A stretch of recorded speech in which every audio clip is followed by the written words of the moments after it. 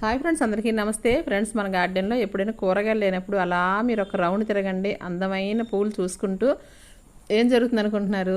ఈరోజు కూరగాయలు ఏమీ లేవు, ఏం చేద్దాం అబ్బా అని మీరు అడుగుతూ ఉండండి. చక్కగా ఇలా రకరకాల తోటకూరలో, బచ్చల కూరలో, ఆకుకూరలో ఏవో ఒకటి మనకి కనువిందు చేసి చక్కగా మనకి ఆదుకుంటాయి అనమాట ఆపదలో.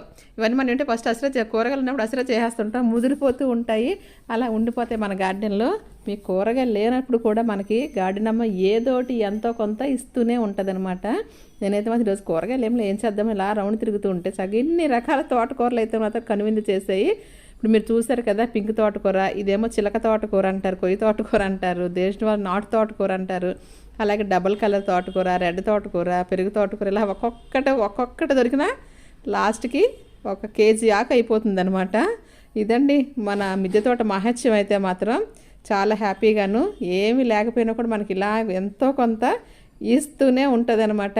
అస్సలు బెంగ ఉండదండి. మిద్దె తోట ఉంటే ఏం చెయ్యాలా, ఈరోజు ఏం వండాలా అని అస్సలు బెంగే ఉండదు.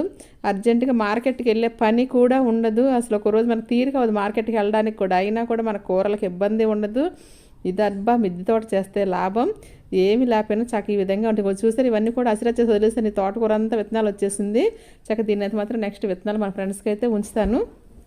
ఇలాగా మొత్తం మీద మనకి ఈరోజైతే నాకు కూరగాయలు లేవనుకున్న టైంలో ఎంత తోటకూర వచ్చేసింది. ఓకేనా ఫ్రెండ్స్, నాకైతే చాలా చాలా సంతోషంగా ఉంది. మీకు కూడా చాలా సంతోషంగా ఉంటుంది అనుకుంటున్నాను. వెళ్ళిపోతాం కిందకి అనేసరికి మరో రకం తోటకూర ఇక్కడ కనిపించింది చూడండి. ఇదొకటి ఎంత బాగుందో.